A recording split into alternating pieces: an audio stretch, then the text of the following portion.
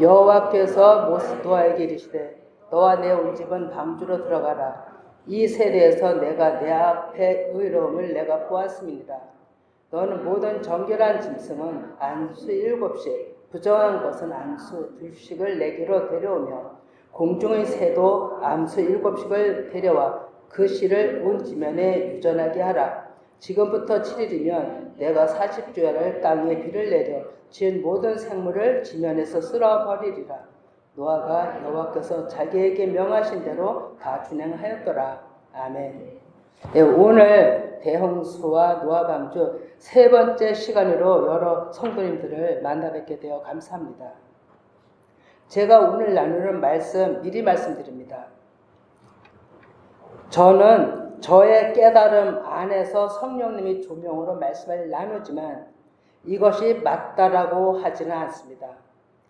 하나님은 그 한 사람 한 사람에게 깨닫게 하시는 부분이 다 다르게 또 깊게 다루고 계시기 때문에 여러분들은 더 깊게 이 시간을 하나님과 교제하는 시간이 되기를 원합니다. 창세기 1장 1절서부터 살펴보겠습니다. 여호와께서 노아에게 이르시되 너와 내 온 집은 방주로 들어가라. 이 세대에서 내가 내 앞에 의로움을 보았다 하신 이 말씀을 문자적으로도 하나님께서 노아의 식구들을 모두 인정했다는 것이 됩니다. 그러나 이번 말씀 준비함에 있어서 좀 곰곰이 더 생각을 해보면서 하나님이 주신 말씀들을 이제 찾아보기 시작했죠. 근데 하나님은 이 노아의 이 식구들을 우선 먼저 보게 했는데요. 노아의 식구들이 우리 오늘날로 비유하면은 내 안의 육신구주로도 볼 수 있다는 겁니다. 당시에는 노아의 식구 8식구였겠죠. 그러나 항상 오늘날에 나하고 접목시켜서 오늘날에 영께서 말씀하시는 의도를 한번 찾아서 예수님의 말씀하시는 말씀으로 짚어보는 겁니다. 그래서 예수님이 하신 말씀을 답을 찾아서 보건대 마태복음 10장 34에서 39절인데요. 찬찬히 읽어봅니다. 시작. 내가 세상에 화평을 주러 온 줄로 생각하지 말라. 화평이 아니요 검을 주러 왔노라. 내가 온 것은 사람이 그 아버지와 딸이 어머니와 며느리가 시어머니와 불화하게 하려 함이니 사람의 원수가 자기 집안 식구리라. 아버지나 어머니를 나보다 더 사랑하는 자는 내게 합당하지 않냐고 아들이나 딸을 나보다 더 사랑하는 자도 내게 합당하지 아니하며 또 자기 십자가를 지고 나를 따르지 않는 자도 내게 합당하지 아니하니라. 자기 목숨을 얻는 자는 잃을 것이요 나를 위하여 자기 목숨을 잃는 자는 얻으리라. 아멘. 우리 교회에서 늘 말씀하시는 내 안의 육신 구조를 지금 얘기하고 있는 겁니다. 여러분, 지금까지 이 말씀을 가장 가까운 집안 식구, 너무나도 잘 알죠. 내 안의 원수. 근데 노아의 식구들도 영의 본질에 대한 비유였다는 것입니다. 여러분, 내 안의 육신의 소욕을 다 제거함을 당하지 않고는 너희가 십자가를 지고 나를 따를 수 없다라고 성경을 말씀하죠. 그러면 십자가가 무엇입니까? 단순 지금까지 알고 있는 것, 예수님이 처형도구에 우리들 죄를 대속해 주신 분, 믿기만 하면 구원받는 쉽게 들었던 소리가 진짜 맞는 것일까? 한번 되새겨보는 시간입니다. 아니라는 거죠. 십자가는 예수님 때 십자가 나무로 만든 사형의 도구는 맞으나 예수님이 십자가형을 당한 것은 사람인 육신 구조들, 하나님을 대적하는 그 교만과 선악과 그 비진리와 함께 처형 당하신 것이죠. 우리도 이와 같은 패턴으로 내 자아가 죽을 때만이 십자가 도를 따른다 할 수 있는 것이죠. 우리는 지금 십자가 처형 기구는 없을지라도 내 안에 내주하는 떨어질래 떨어질 수 없는 가족 같은 부모, 형제, 이런 것들이 가장 가까우면서도 가장 내 안의 원수로서 하나님의 길을 가로막고 있다는 것입니다. 그 일을 성령 세례, 강력한 말씀에 의하여 제거당함이 십자가 죽음인 것이죠. 십자가는 내 육신이 내 안에서 스스로는 절대로 죽을 수도 없고 하나님 명령에 따를 수도 없습니다. 여러분, 노아가 왜 의롭다라고 하나님으로부터 칭찬받고 인정받은 것은 노아 안에 있는 육신 구조들을 다 이긴 자였기 때문에 하나님께서 인정하신 것이라 믿습니다. 그렇지 아니하면 하나님이 명하신 인간의 생각 방식으로는 이해할 수 없는 오랜 후에 일어날 그 산꼭대기에 배를 지르한 것을 누가 믿을 수 있었겠어요? 그러나 노아는 하나님이 무엇라 말씀하실지라도 이해가 되지 않을지라도 맞지 않을지라도 다 그것을 명령을 수행했다라고 하는 겁니다. 이것이 곧 하나님 앞에 의롭다 인정받게 된 것이죠. 하나님은 그러한 노아를 당대 의인이여 의로운 자라 했던 것입니다. 그래서 시편 119편의 71편 보면 고난당하는 것이 내게 유익이라 이로 말미암아 내가 주의 율례들을 배우게 되었나이다 라고 얘기를 하죠. 내가 고난이 없으면 하나님의 뜻을 우리는 모릅니다. 고난이 있으므로 나한테 유익이 됐다고 하는 이런 시편 기자들의 말이 그냥 한 말이 아니죠. 성경의 의인들은요 다 자기 소유를 잃어버렸고 모든 환난을 주님만 바라보며 통과한 사람들입니다. 노아뿐 아니라 노아의 가족들도 자신과의 싸움들을 무진장 하였으리라 봅니다. 이 가족들 또한 하나님의 의에 순종한 사람들일까요? 왜냐하면 의에 순종치 않았더라면 방주에 못 들어갔겠죠. 구원은 개인 것입니다, 여러분. 노아의 한 사람이 믿음 잘 믿어서 8식구가 따라 들어갔다라고 생각하면 잘못인 것 같아요, 여러분.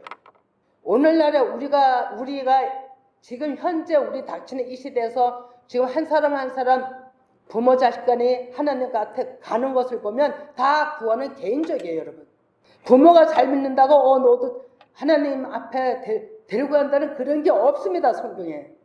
다 개인적이기 때문에 노아 한 사람이 앞에서 명령받고 순종하고 앞서서 간 인물은 맞지만 아버지는 맞지만 그 옆에 가족들도 다 나름대로 자신과의 싸우면서 하나님 앞에 자신들을 복종처시켰다는 것이죠. 우리는 쉽게 노아 식구들은 쉽게 하나님 앞에 구원받았다고 생각하는 그 착각 자체가 하나님 아버지 앞에 불충이고 문자에 갇힌 것입니다. 노아의 가족이 자신도 이기고 주위에 비양되는 방해 요소들을 얼마나 이겼겠어요. 그 싸움이 얼마나 치열했겠냐고요. 서두에 말씀드렸죠.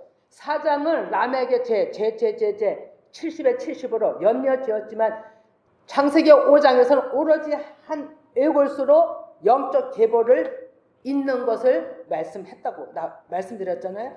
오직 영적 계보로 타는 그 계열은 지극히 소수지만 다 각자가 하나님 아버지 앞에 자신과의 싸움들에서 이겼다는 것이죠. 그래서 우리는 우리 자신을 속일 수도 없습니다. 마태복음 7장 15, 21절에 보면 거짓 선지자들을 삼가라. 양의 옷을 입고 너희에게 나오나 속에는 노략질하는 일이라. 16절서부터 같이 읽습니다.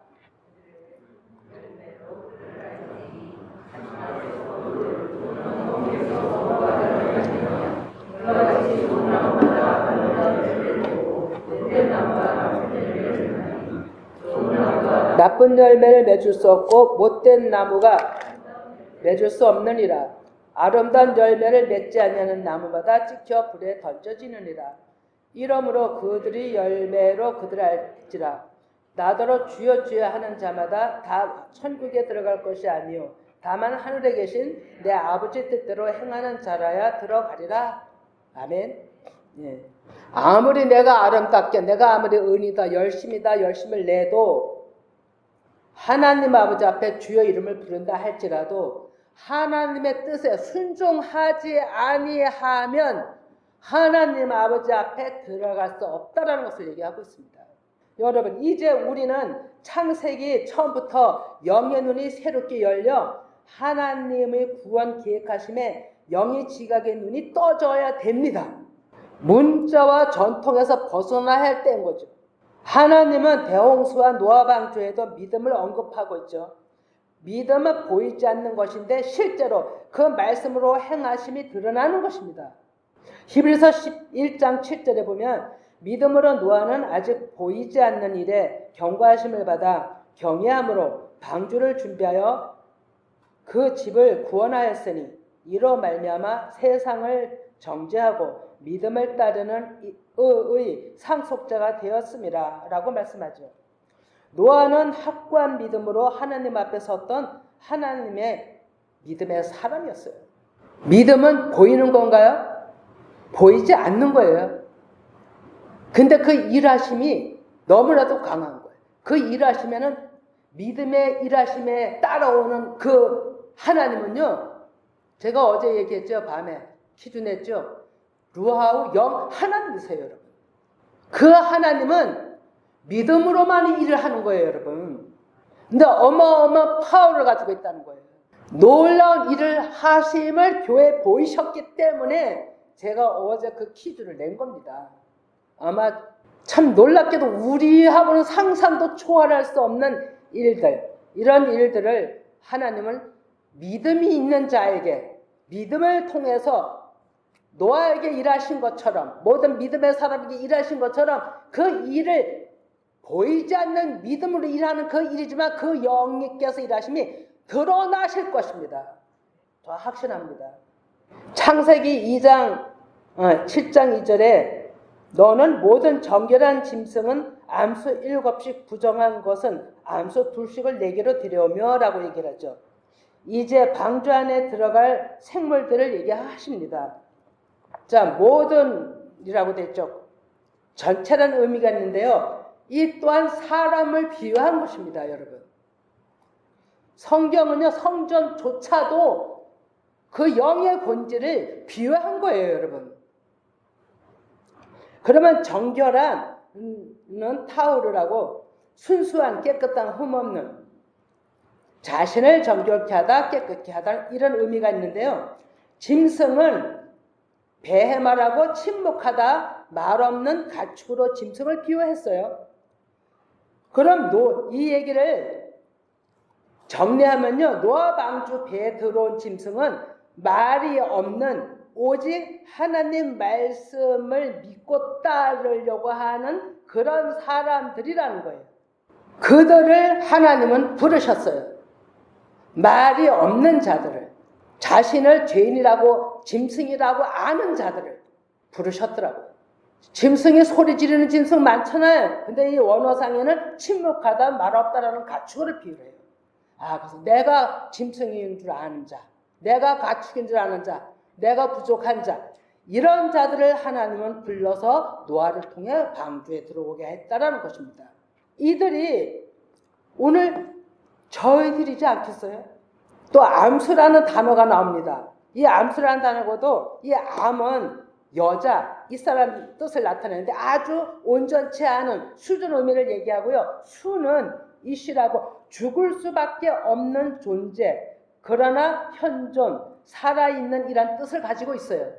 그러면 이 얘기는 뭐냐면 하나님을 믿되 죽을 수밖에 없는 나구나, 죽을 수밖에 없는 인간, 연약한 나, 이런 자를 하나님은 암수라고 그들을 데려오라 했던 것입니다, 여러분. 그래서 그냥 문자적으로 보면 이해가 안 되는 수입니다. 그래서 7식이 또 나오죠. 그 7식은 7영으로 일하신다라는 사인이 우선 들어가야 되겠죠. 거룩한, 완전수, 하나님의 완전하신 뜻의 의미인데요. 무한대, 수, 서약하다, 즉 맹세하다라는 뜻이 있습니다. 그럼 정리하면 하나님께서 그 7영으로 정하신 이 일에 충만한 때가 찼다는 것을 의미합니다. 부정한 것은 아직 온전치 않은, 정결되지 않은 수준일지라도 암수가 들어가잖아요. 여자, 죽을 수밖에 없는 그들일지라도, 암수 생각하면 죽을 수밖에 없는 우리들일지라도 이렇게 생각하면 됩니다. 하나님이 부르신 자들이라는 것입니다. 하나님이 그렇게 크게, 그렇게 오랜 세월, 그렇게 많은 시간을 두고 그 험난한 세월 속에서 노아에게, 그 식구들에게 사람들을 방주를 짓게 했는데 거기에 짐승들을 살리기 위해서 그렇게 하게 하셨을까요? 아니라는 거죠. 짐승 같은 아직까지 온전치 않은 많은 사람들을, 인류들을 살리기 위해서 하나님은 쌍쌍이 들어오게 했다는 거죠. 그러면 우리는 여기서 또 쌍쌍을 또 얘기를 하면 꼭 두 사람 이렇게 또 생각을 하잖아요. 표면적으로는 틀린 거 아니죠. 그러나 항상 나 한 사람이라고 또 보면 되는 겁니다. 그건 조금 이따 또 말씀을 나누겠습니다. 그러면 창세기 6장 19, 20절에 혈육 있는 모든 생물을 너는 갖게 암수 한 쌍씩, 방주로 이끌어들여 너와 함께 생명을 보존하게 하되 새가 종류대로 가축이 그 종류대로 땅에 기는 모든 것이 그 종류대로 각기 둘씩 내게로 나오리니 그 생명을 보존하게 하라. 이렇게 말씀하셨죠. 자, 그러면 요한 복음 5장 21절에 아버지께서 죽은 자들을 일으켜 살리신 같이 아들도 자기가 원하는 자들을 살리신다고 하셨어요.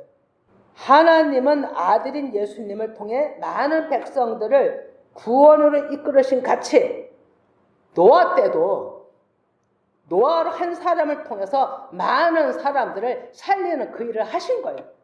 좀 전에 얘기한 대로 암수 둘씩이라 했죠. 쌍을 이루는 이들은 거룩한 가절이란 뜻과 구별됨이란 의미를 가지고 있어요. 그러면 둘은 베트, 집을 뜻하잖아요. 하나님의 집을 의미하는데 하나님은 방주 안에서 갑절의 즉 영의 양식을 먹이려고 불러들이셨다는 겁니다. 노아에게 양식을 준비하라 이렇게 얘기를 하고 있잖아요. 이미 노아에게 양식을 준비한 것은요, 육신의 구조를 넘어서 영의 말씀으로 다 준비하라라고 명령을 하셨고 또 그대로 다 준행했다고 하는 거예요. 그러면 노아는 완전하게 하나님의 말씀을 터득한 자예요. 방주에 들어가기 전에 그 한 사람이. 그러나 그 나머지 사람은 다 온전치 않았기 때문에 그 들어간 자들을 계속 먹이라 하신 겁니다.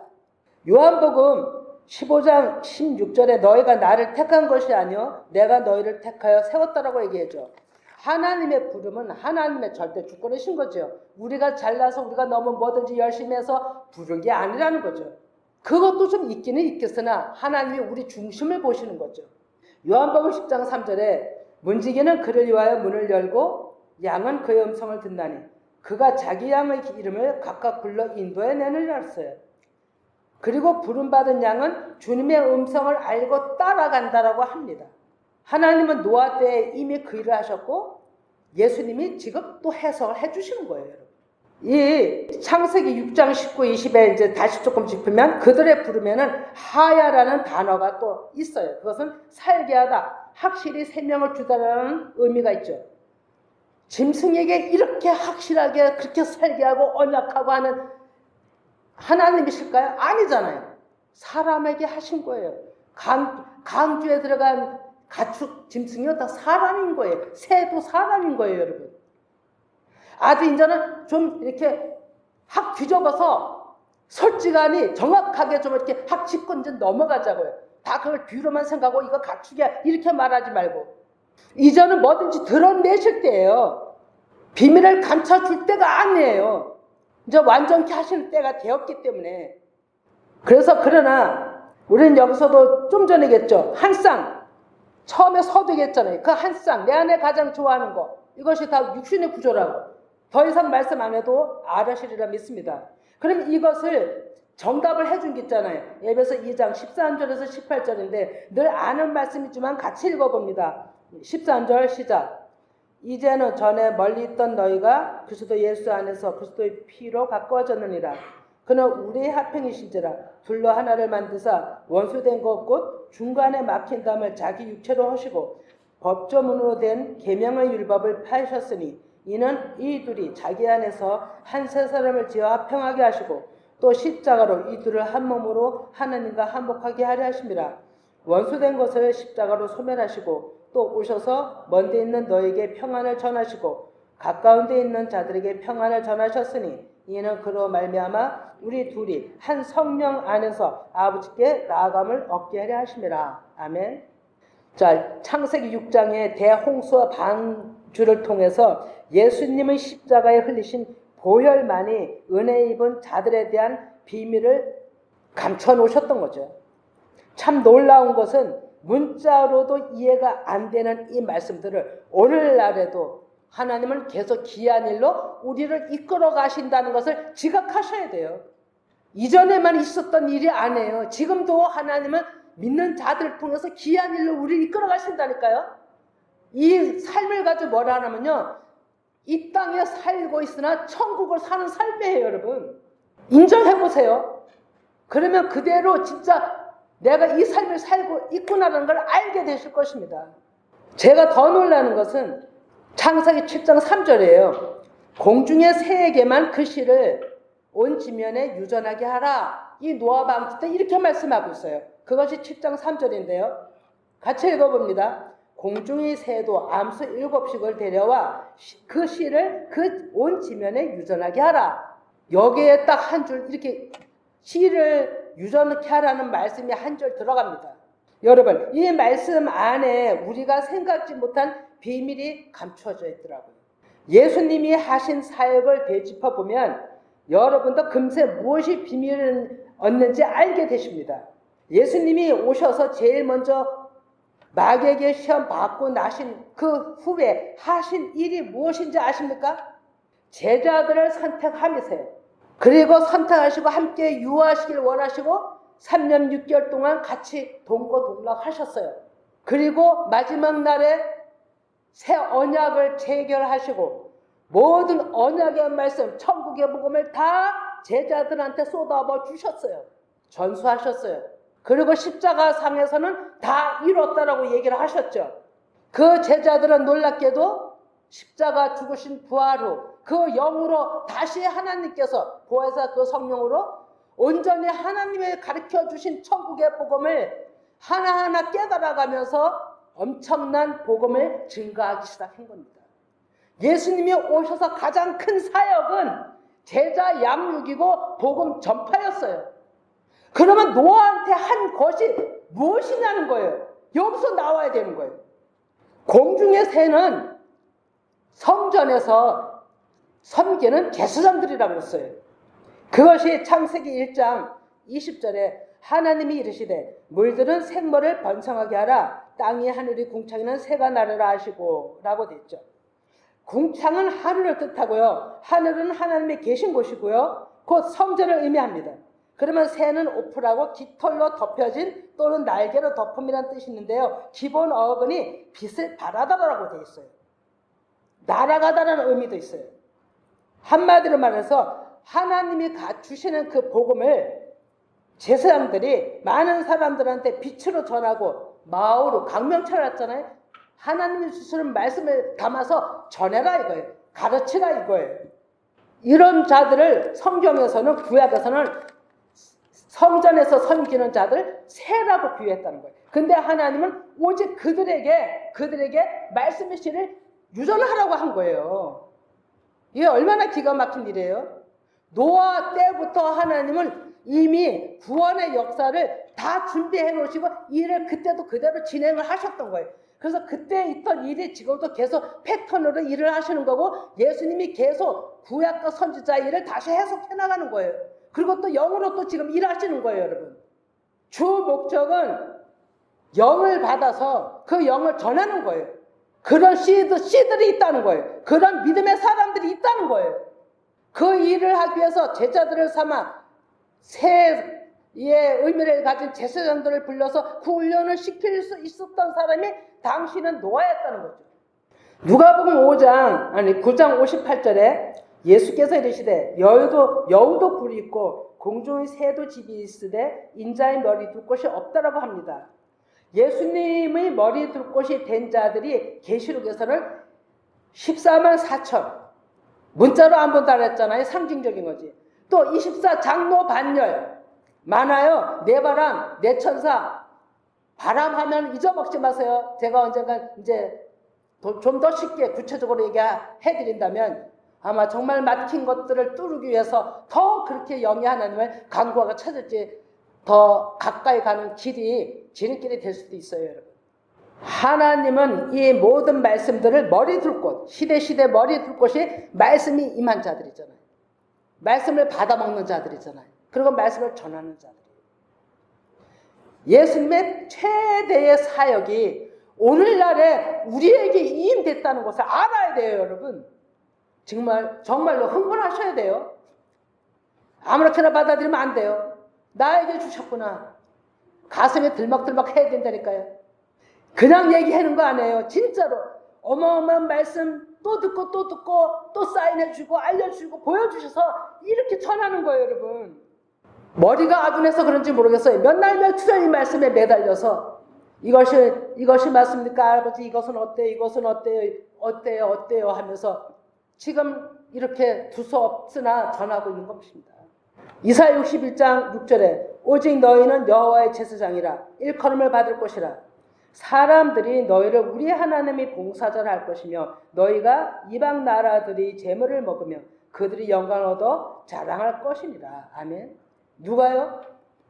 여호와의 제사장들이, 여호와의 말씀을 맡은 자들이. 말씀을 맡은 자들을 한번 봅니다. 노아 때는 세 종류에게 씨를 유전하라 했죠. 시내 산에 와서는요, 이스라엘 백성들에게 말씀을 맡은 자로 줬지만 특별히 레인에게 또 줬죠. 그죠? 장자로 레인에게 또, 그리고 레인의 반열 속에 제사장 반열들이 또 있잖아요. 그들이 하나님의 말씀을 받아서 전하는 자들로 이렇게 시대를 이뤘어요. 그럼 예수님 당시 오셔서 어떻게 하셨어요? 좀 전에 얘기한 대로 12 제자들을 선택하며 우선이셨어요. 그리고 그들에게 모든 것을 전수하셨죠. 그러면 이걸 지금 3번 얘기했잖아요. 4번째 마지막에 중요한 거예요. 오늘날의 우리들인 거예요, 여러분. 영으로 일하신, 영으로 통치하시고 영으로 일하심이 이 하나님의 완전하심의 끝이에요, 여러분.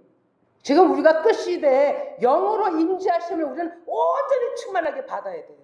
그래야 하나님의 뜻을 이룰 수가 있어요. 이루어 드릴 수가 있고 우리는 도구일 뿐이죠. 하나님이 이루시는 거죠.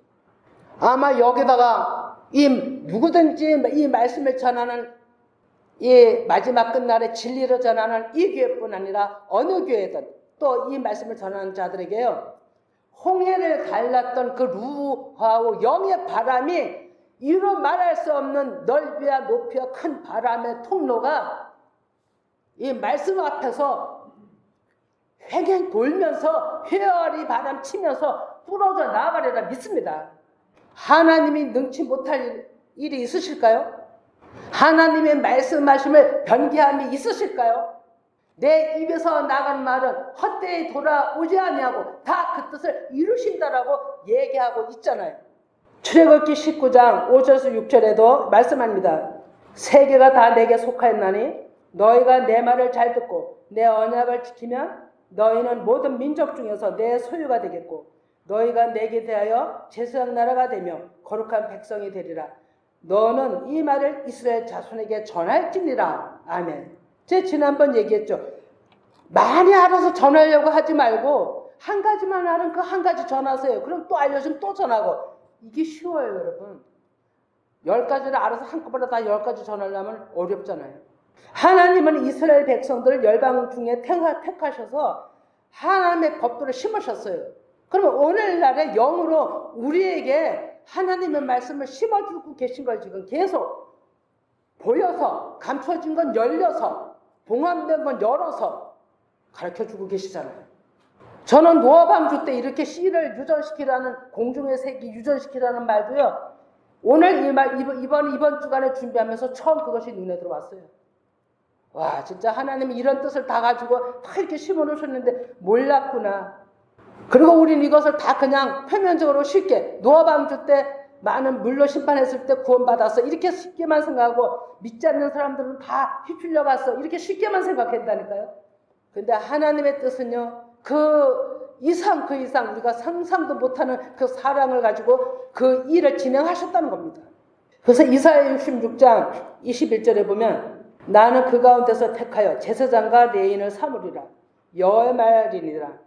예, 우리들에게는 하나님의 제일주의, 사는 자들이 제사장과 레인 반열이고 더 나아가 멜기세덱 반열에 예수님 뒤를 따라야 됩니다.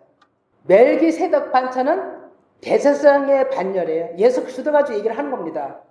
배전 2장 9절에 그러나 너희는 택하신 족속이요 왕같은 제사장들이요 거룩한 나라요 그의 소유가 된 백성이니 이는 너희를 어두운 데서 불러내어 그의 귀한 빛에 들어가게 하신 이의 아름다운 덕을 선포하게 하려 하심이라. 아멘. 예. 아름다운 덕을 선포하게 한다는 것은 이 복음을 선포하기 위하여 너희들을 왕같은 제사장으로 불렀다는 거예요.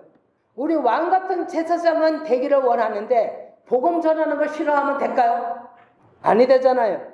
고전 4장 1, 2절에 보면 사람이 마땅히 우리를 그리스도의 일꾼이요 하나님이 비밀을 맡은 자로 여길지어다. 그리고 맡은 자들에게는 맡은 자들에게 구할 것은 충성이라고 얘기를 하고 있죠.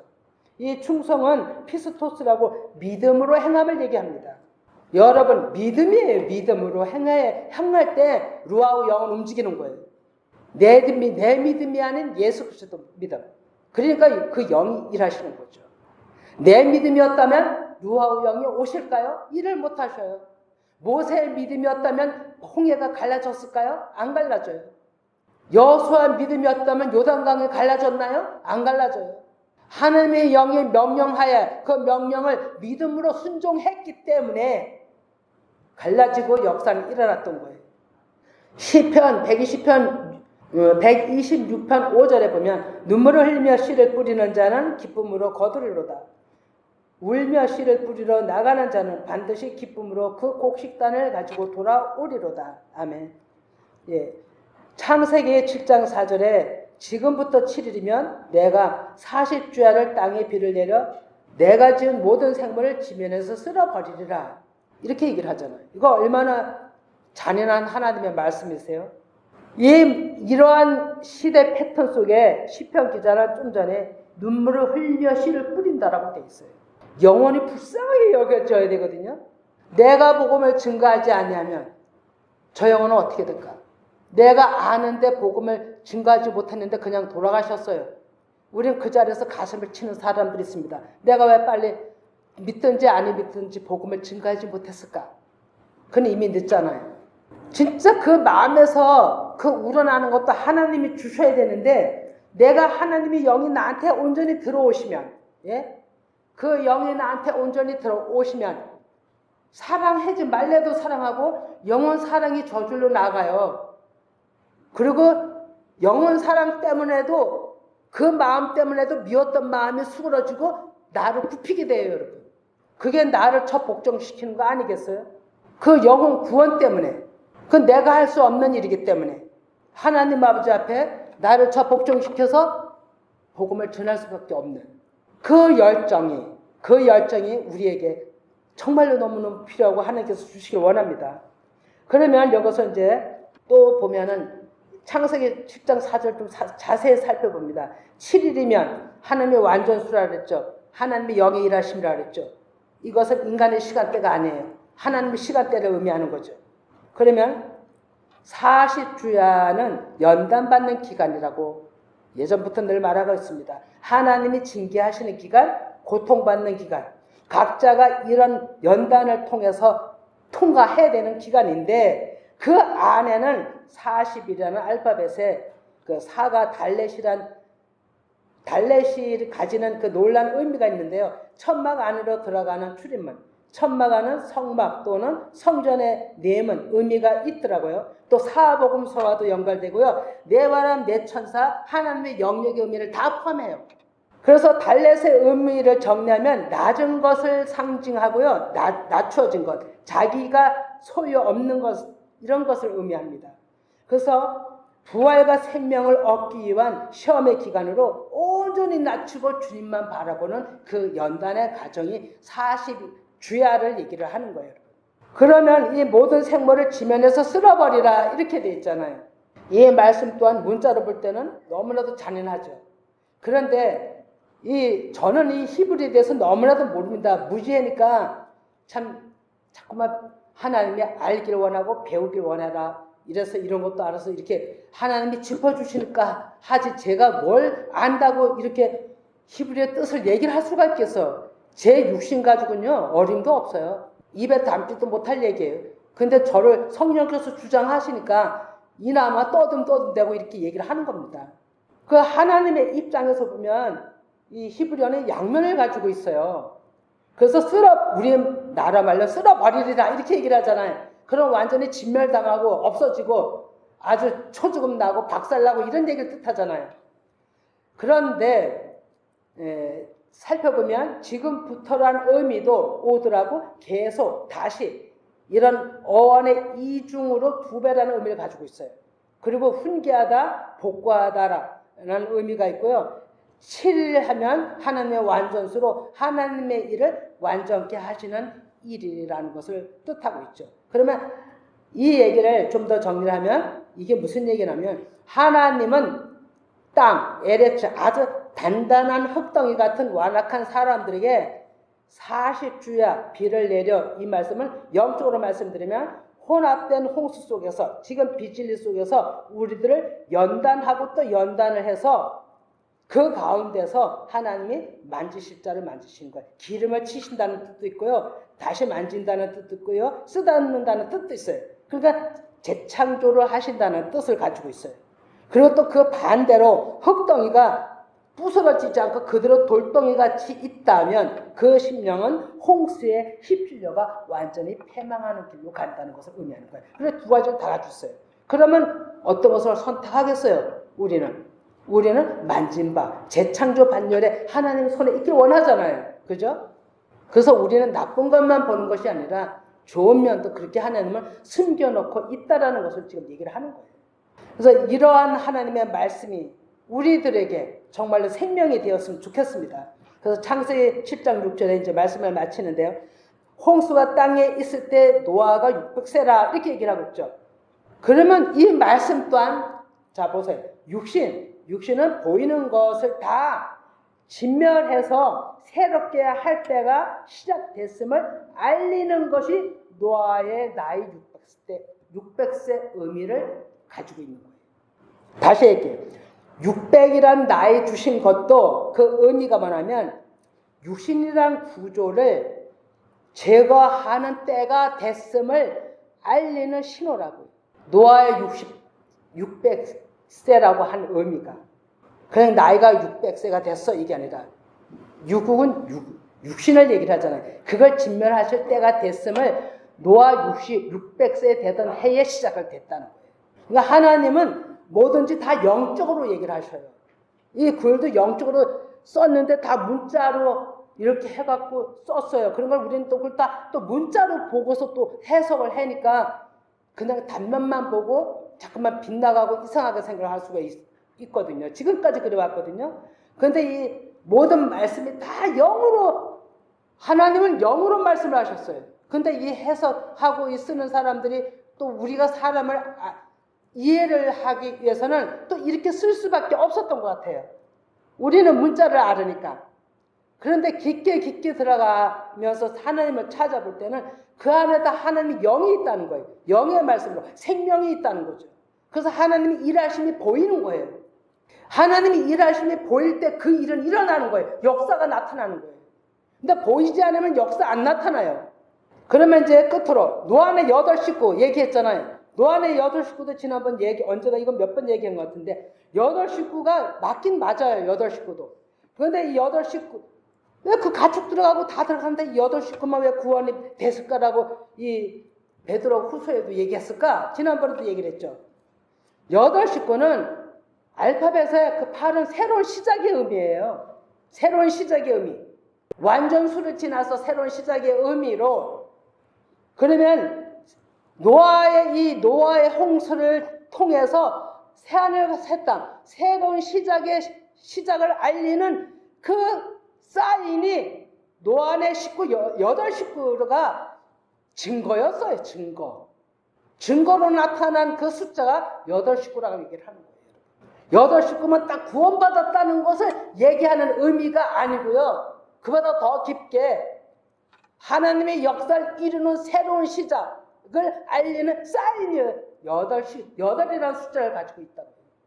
자, 우리는 이러한 그 하나님의 이제 영을 이제는 문자로 복음이 아니요 영으로서 보이지 않는 하나님의 그 루아우 영으로 이제는 복음을 열방에다가 전파하는 우리들이 되기를 원하고 각 교회가 되기를 간절히 소망합니다.